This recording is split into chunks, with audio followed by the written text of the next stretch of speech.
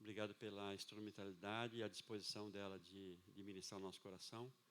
Por isso nós pedimos que a boca dela seja a tua boca na nossa vida nesta manhã, Senhor. Que tu fales aquilo que precisamos ouvir, Senhor. E que o nosso coração seja uma terra fértil para receber essa semente da tua palavra e possa germinar na nossa vida. Pai, é o que nós pedimos em nome de Jesus. Amém? Amém. Esse aqui é as orações.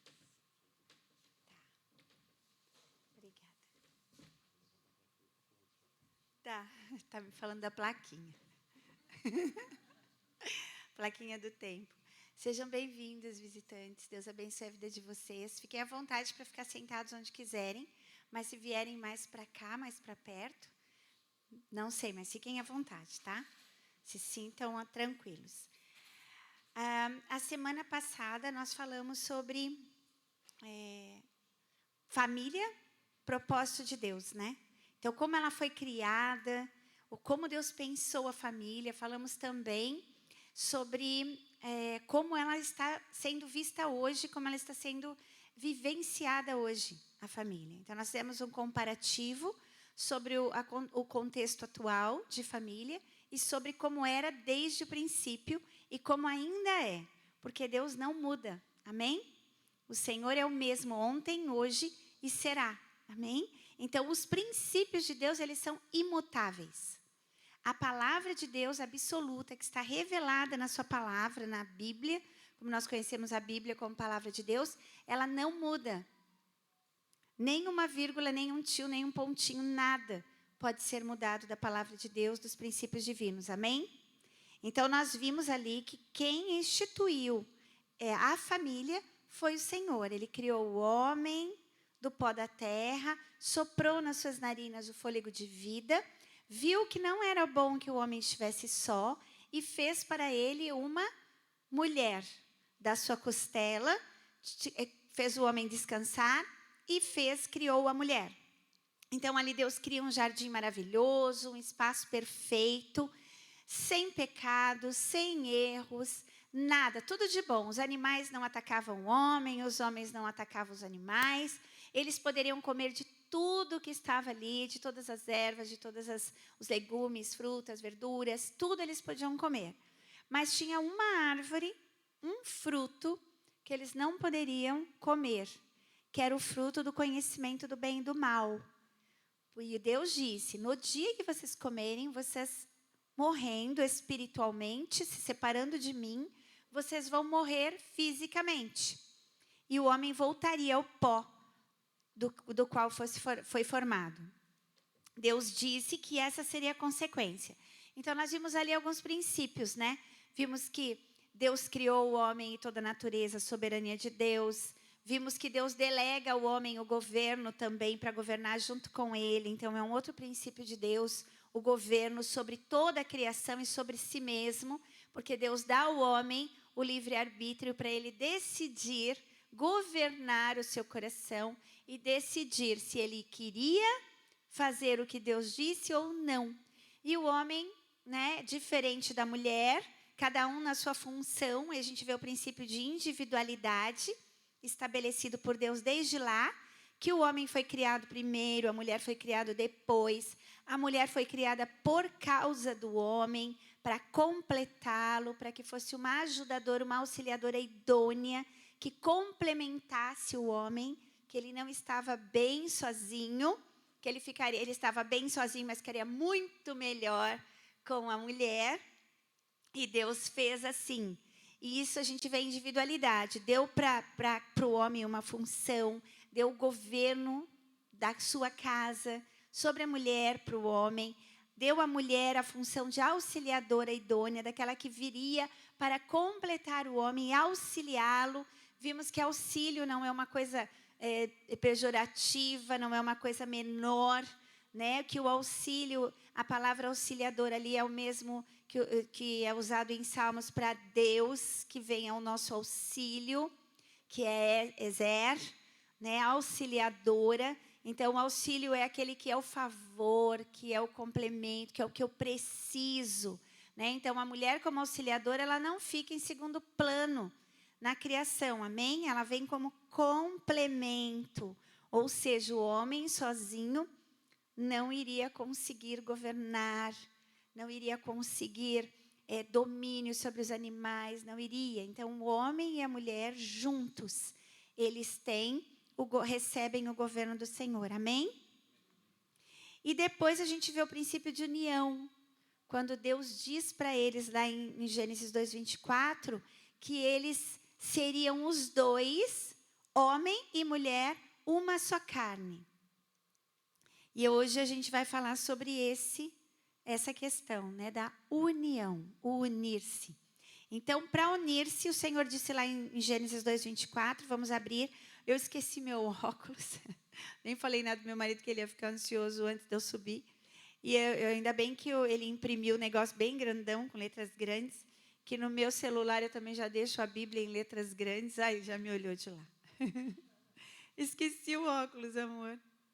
Isso porque eu tenho 2, né? Mas ok, vamos lá em Gênesis 2:24. Eu trouxe também um livro aqui, de onde o livro que eu estudo. A gente lê livros sobre casamento desde que eu me converti em 1983. Velho, né? Mas, vou fazer 40 anos em maio de 2023.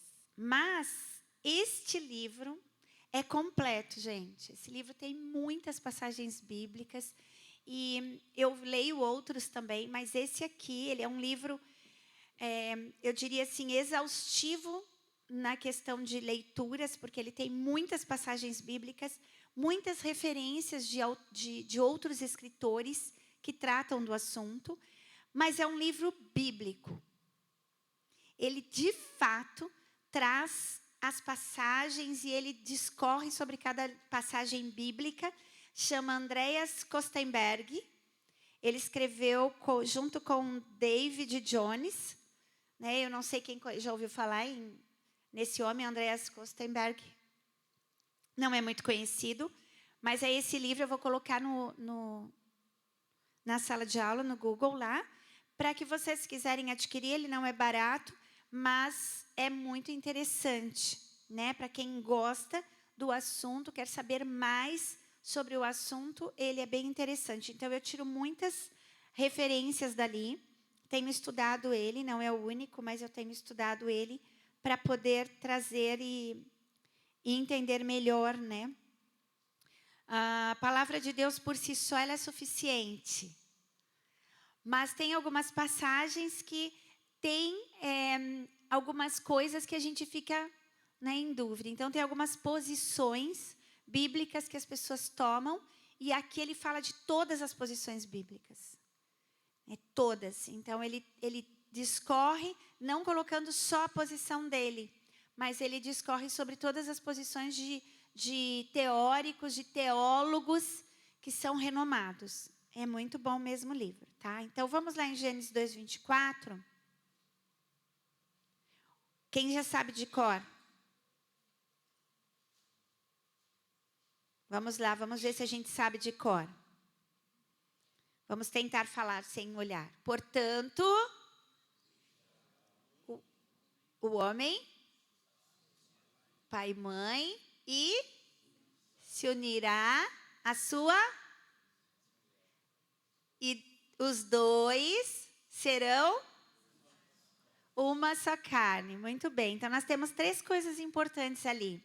Deixar pai e mãe, unir-se à sua mulher e tornar-se uma só carne. Então, nós temos ali 3 verbos muito importantes para que a gente entenda o princípio de Deus sobre a aliança. Então, o homem precisa deixar primeiro. O que ele precisa deixar? A sua antiga vida, né? O seu pai, a sua mãe, antes as alianças que ele tinha antes na sua casa. Ele precisa deixar pai e mãe. Ele não pode ir para um relacionamento novo, criar uma família, ficando ligado ali na dependência do pai e da mãe. Então, a mãe e o pai vão lá, não, eu vou casar, mas meu pai e minha mãe vão me ajudar. Né? Meu pai e minha mãe vão me sustentar. Não, meu pai, eu trabalho com meu pai, eu trabalho com a minha mãe, nada contra, tá? Mas, se o pai e a mãe não estiver ali dando suporte, aí qualquer conflito, qualquer confusão, mãe, né? Eu, no primeiro ano de casamento, fugi para a casa da minha mãe, depois de um conflito com o Alberto, me escondi dentro do guarda-roupa para ele não me achar. Ai, olha, eu tinha 19 anos, pensa. Mas, enfim, eu era mimada, né? Era a única menina de 4 filhos, era a mimada da casa, a princesinha. E aí, briguei com o marido, fui para a casa da mãe. Cheguei lá, minha mãe estava lixando a unha, ela falou, não tenho nada a ver com isso. Se eu falei, mãe, se ele chegar aqui, você não diz que eu estou aqui. Fugi, né? E ela disse, não sei.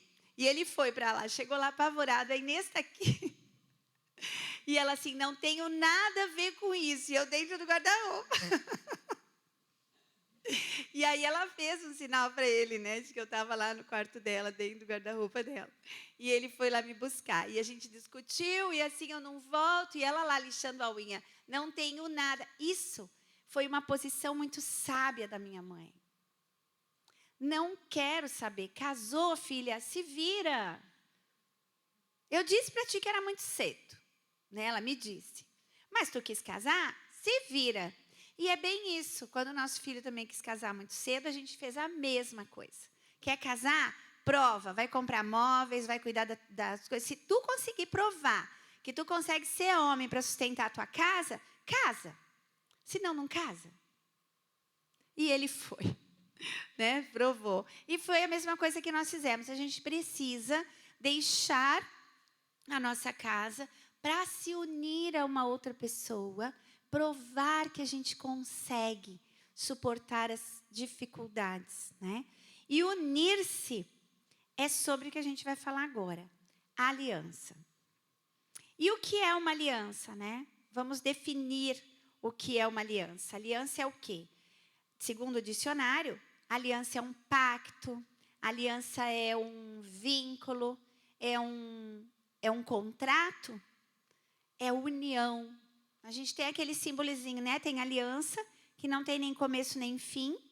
Né? Isso foi um símbolo que o homem resolveu colocar, não tem nada a ver, né, com Deus. A pessoa não usa aliança, então ninguém sabe se ela é casada ou não. Isso está muito mais na nossa postura, nas nossas convicções, do que num objeto. Amém? É legal ter aliança, é muito legal, né? Mas isso não vai caracterizar de fato se tu tem uma aliança com alguém. Tem muita gente que usa aliança e não honra o seu casamento. Na palavra de Deus, a gente vê essa aliança ali em Gênesis 2:24.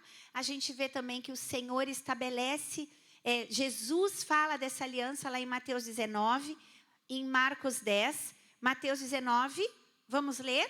O que é que Jesus diz sobre esse princípio de aliança? É muito importante, porque a gente está falando de Gênesis 2, de Gênesis 1, 2, 3, como princípio de Deus estabelecido da criação de tudo e do que Deus fala sobre aliança e casamento. Mas, instituição familiar, né? A gente fala casamento, mas é instituição familiar. Mas o que Jesus disse sobre isso? Então, quando ele foi questionado pelos fariseus ali, né, sobre como seria essa questão de aliança, de casamento, pode ou não quebrar a aliança, pode ou não separar, Jesus disse algo muito legal em Mateus 19 e disse a mesma coisa em Marcos 10. A gente vai ler o que está em Mateus 19, é o mesmo texto, tá? Mateus 19, versículo de 4 a 6. Vamos lá. O que Jesus disse?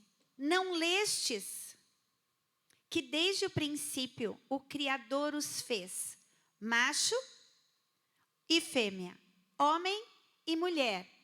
Lembra do casamento estabelecido por Deus heterossexual, homem e mulher. Esse é um princípio de Deus que não pode ser, não deveria ser quebrado, amém? O poder fica por conta de cada um, né?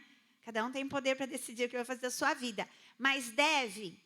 Não. Segundo Deus, não deve. Então, a união deve ser entre homem e mulher, segundo o princípio divino.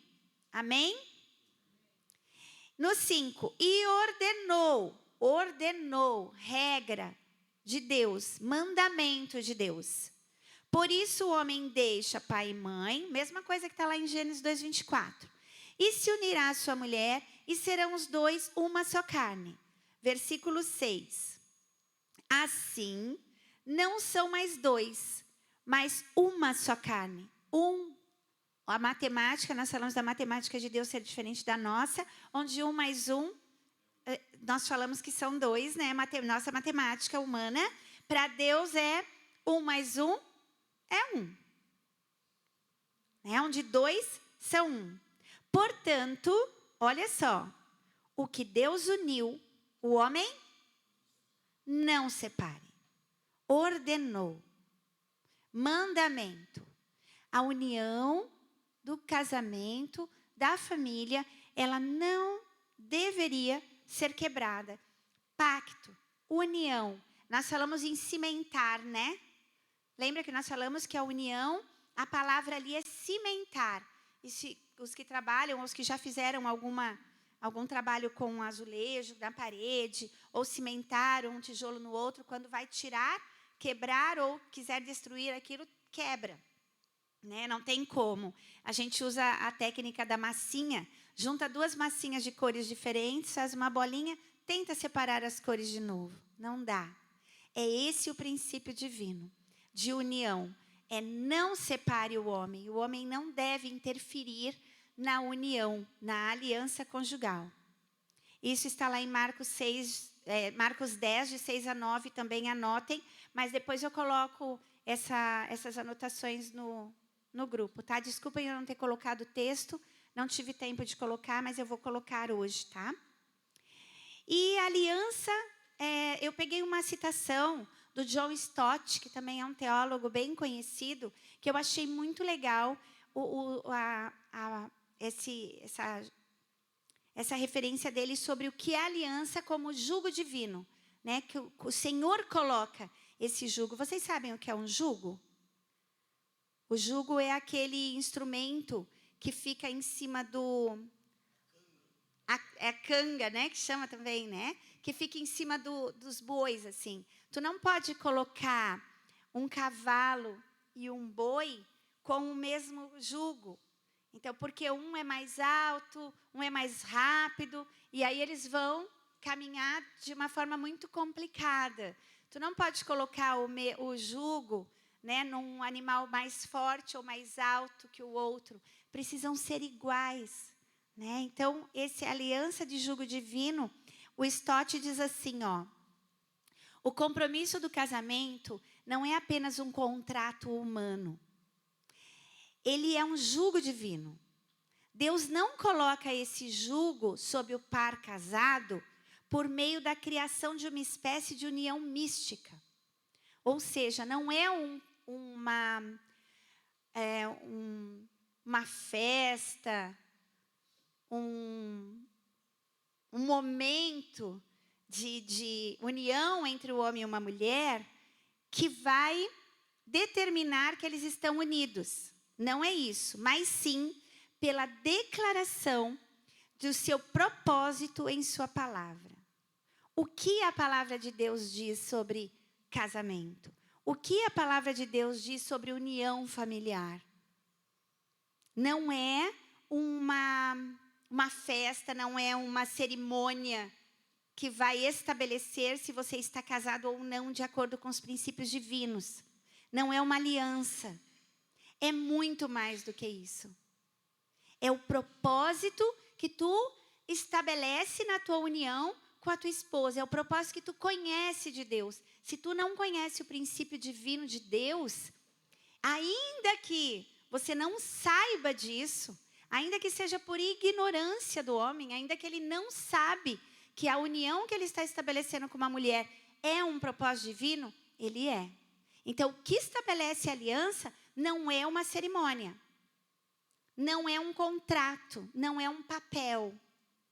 Então, muitas pessoas rasgam o contrato de casamento, decidem, chama o pastor, abençoa aqui o meu divórcio, né? Quero me separar, não quero mais estar com essa pessoa. e aí acha que ok. Mas o que estabelece aliança é o propósito divino. É o jugo divino sobre essa união. É a declaração de seu propósito na palavra de Deus. O que a palavra de Deus diz. E aí nós temos algumas questões assim, né, que se fala sobre casamento. Então nós temos o sacramento, casamento como sacramento. Quem já ouviu falar sobre isso? Casamento é um sacramento. Quem já ouviu falar que o casamento é um contrato? Não posso fazer assim, né? Assim. Que o casamento é um contrato, que o casamento é um sacramento. Que o casamento é uma aliança. Então, nós vamos falar um pouquinho só de cada um, tá? Sacramento. O sacramento é um rito sagrado. Quem usa muito esse termo de dizer que o casamento é um sacramento é a Igreja Católica. E a Igreja Católica, ela é de lá, ó, de Pedro ainda, da época da igreja. Quando a igreja iniciou, começou a se deturpar algumas questões, mas católico não quer dizer, né, católico não quer dizer que é uma denominação. Católico é universal, a igreja universal. Era assim, como se começou. Não é universal aquela que joga sal, não. É a igreja universal no sentido de era como a igreja de Cristo, né? Então vamos falar assim. Foi assim que surgiu a Igreja Católica e aí foram tendo as vertentes para isso, as denominações que pensavam diferente da Bíblia e foram se dividindo ali. Mas esse sacramento, ele vem como casamento como sacramento, ele vem desde o século IV, instituído por Jerônimo. E ele usou Efésios 5:32, que fala sobre isso, né? Que fala sobre deixará o homem pai e mãe, Efésios 5 lá. E tem uma passagem que diz que é grande esse mistério, a união entre o homem e a mulher. Que é a mesma que faz a comparativo da união de Cristo com a igreja. E como ele vê, que como Jerônimo viu o casamento de Cristo e a igreja, o mistério do casamento do homem e da mulher, então tem que ser um sacramento. Sacramento significa uma coisa sagrada que precisa ser estabelecida como regra e lei. Então, se a pessoa não estivesse casada, ela não era salva. Estivesse unida com uma outra pessoa e não fosse casada, aquela pessoa, não pode ir para o céu. Então, o casamento, naquele momento, ele passa a ser uma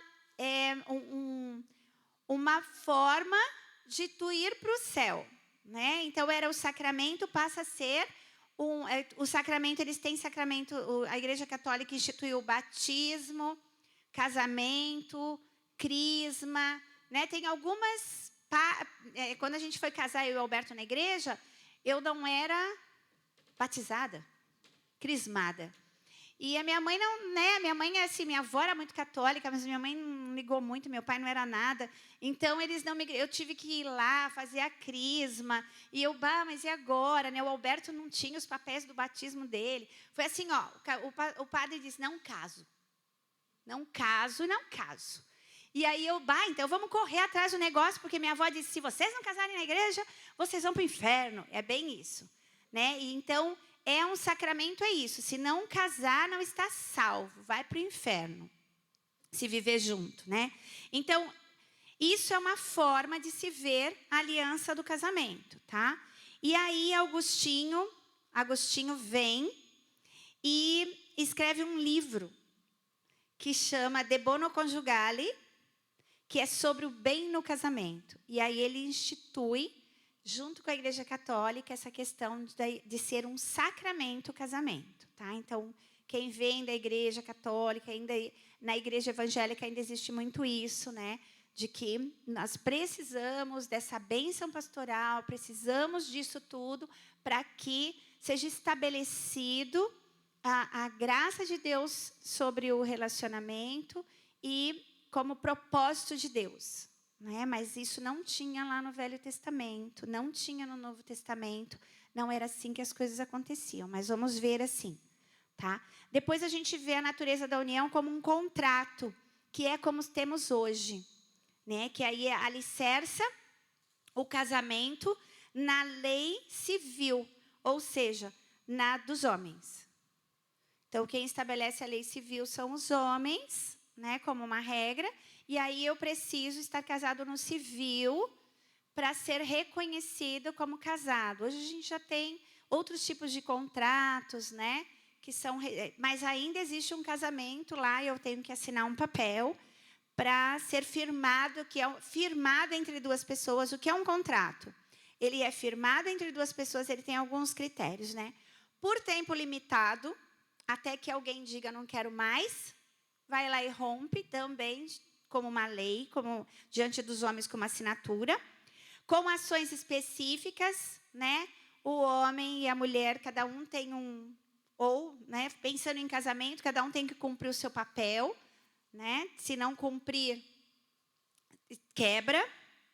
Ele é condicional, o contrato, né? Ele tem condições para que ele exista, e ele visa o benefício próprio. Então, quem vai se casar no civil e quem estabelece um contrato, uma aliança de casamento, visa o seu próprio benefício. Por quê?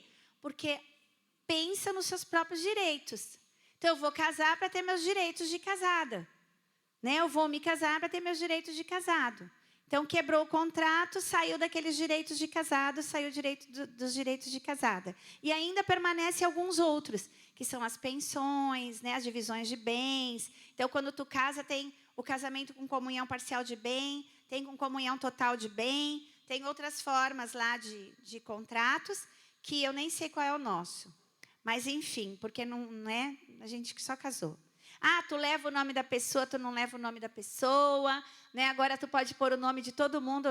Pasmem, eu matriculei uma criança essa semana na escola que a mãe tinha o nome do primeiro casamento, do segundo casamento no nome dela, e foi tendo, né? E eu falei, mas nossa, teu nome é muito comprido, é de quem esses nomes? Assim, foi só uma curiosidade, blá, blá, blá. Não, esse daqui é do meu primeiro casamento, esse daqui é o do segundo. Eu falei, por que tu não tirou?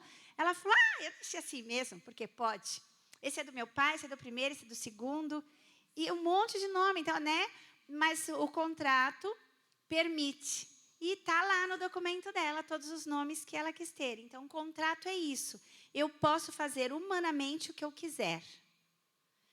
E o que é uma aliança de acordo com a vontade de Deus, né? Então, esse autor aqui, ele diz assim, ó, que é um vínculo sagrado entre um homem e uma mulher para Deus, tá? Vínculo sagrado, aliança.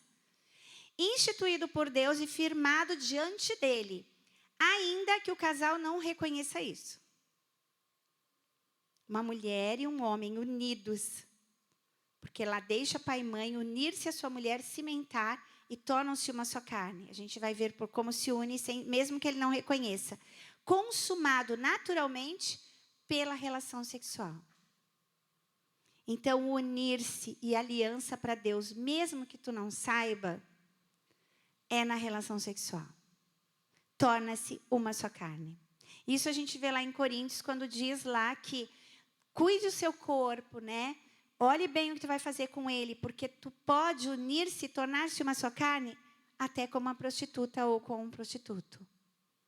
Só numa relação de porque eu quis. Então, eu fico pensando quantas pessoas estão unidas numa só carne com um monte de gente, né? Mas esse é o estabelecimento de Deus para a aliança, para o compromisso. Não subiu a plaquinha ainda, tá? Então, a gente vai falar sobre esse compromisso com Deus. Ah, Jesus, nem subiu o 10, porque eu não vi. Aliança de acordo com a perfeita vontade de Deus, de acordo com os propósitos do Senhor, em no princípio, em Mateus 19, em Marcos 10, em Efésios 5, fala de permanência. Esse relacionamento, essa aliança que Deus estabeleceu entre um homem e uma mulher, ela deve ser permanente. Não o separe o homem. Em Mateus 19, 6 e Marcos 10, 9. Não o separe o homem. Permanente. Não entre num relacionamento pensando que tu pode, se der certo, fica, se não der certo, sai. É assim que o mundo pensa. Eu vou casar, se der bem, se não der, azar. Não é assim para Deus. Não é assim para Deus. Essa aliança do Senhor, esse jugo divino, ele também tem a sacralidade, que é diferente de sacramento. A sacralidade tem a ver com o sagrado. Deus está nisso. Porque foi estabelecido por Deus essa união. Mesmo que eu vulgarize. Mesmo que o homem vulgarize a união entre um homem e uma mulher, não é vulgarizado para Deus. É sagrado. O homem pode não saber o que ele está fazendo, mas está fazendo. E se está fazendo errado, sim, é pecado. Sim, precisa ser confessado. Sim, precisa de arrependimento. E foi por isso que Jesus morreu. Porque se não fosse assim, Jesus não precisaria ter vindo. O Filho de Deus não precisaria. Deus não precisaria ter se tomado a forma de homem, ter vindo aqui, ter derramado o sangue dele no nosso lugar. E isso já foi dito, profetizado lá em Gênesis 3. Porque o Senhor disse que seria assim. Que o filho da mulher, o fruto da mulher, pisaria a cabeça da serpente. E seria na morte de Jesus. Seria para dar ao homem a segunda chance de fazer certo. E nós temos isso, nós temos essa chance. Amém? Então, a sacralidade está lá em Gênesis 2:22, quando o Senhor diz, criou o homem e a mulher. A mulher foi retirada do homem para serem um, para estarem unidos, para darem continuidade à humanidade. E em Gênesis 2:24, deixará pai e mãe, se unirá a sua esposa e serão os dois uma só carne. Amém? Deus está na união do homem com a mulher. Deus não está na união diferente disso. Deus não está na união homossexual. Deus não está na poligamia. Deus não está. Deus está na união entre homem e mulher. A Bíblia diz isso de Gênesis a Apocalipse. Amém? E a aliança também, ela tem intimidade. Tem a ver com intimidade.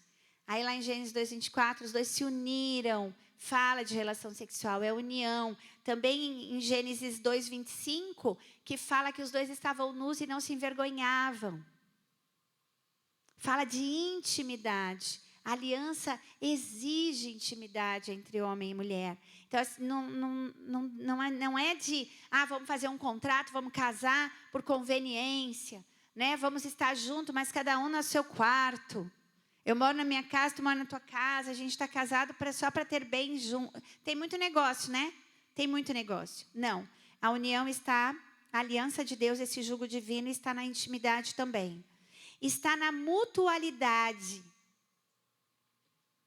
A mutualidade, assim, eu preciso estar com o meu marido em tudo. Se eu sou uma com ele, se ele é um comigo, nós temos que nos amar mutuamente, nós temos que nos cuidar mutuamente. A gente vê isso em 1 Coríntios 7, anotem esse capítulo que fala de casamento. Paulo falando sobre o relacionamento conjugal. Inclusive, ele dá ali conselhos e diz que nem todo mundo tem esse chamado para casar. Sim, tem gente que não tem. Se tu não tem esse chamado para casar, não casa, gente. Não casa. Não vai casar só porque, né? Não, estou abrasado lá, não, eu preciso de uma mulher, vou casar com a primeira que aparecer. Não é, embora lá esteja escrito, se estiver abrasado que se case, mas toma cuidado para não casar com a primeira que aparece.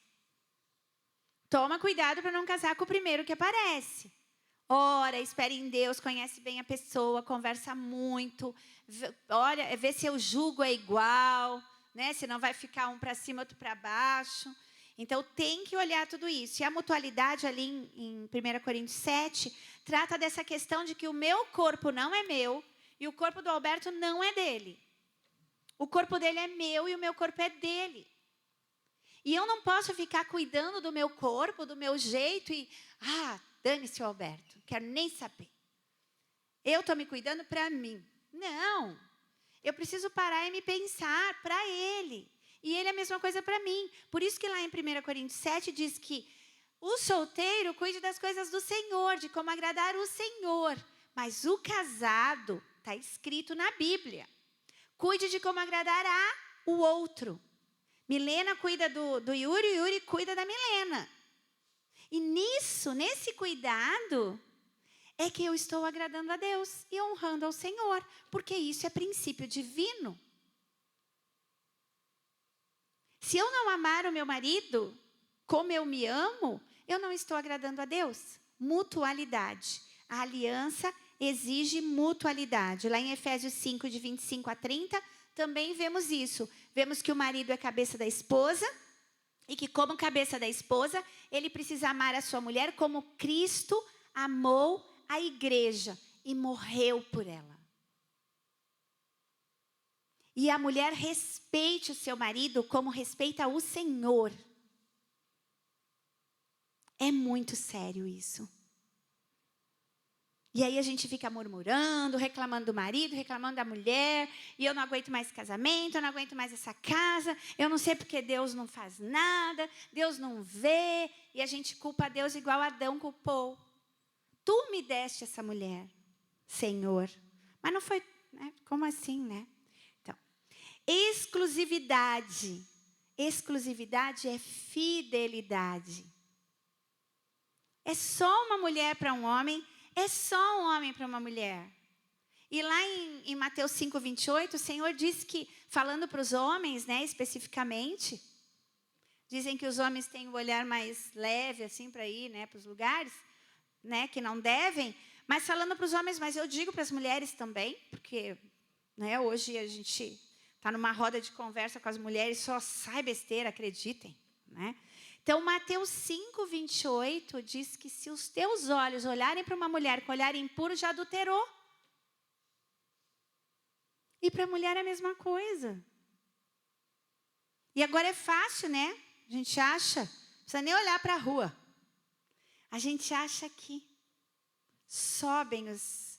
E as próprias mulheres se expõem, os próprios homens se expõem.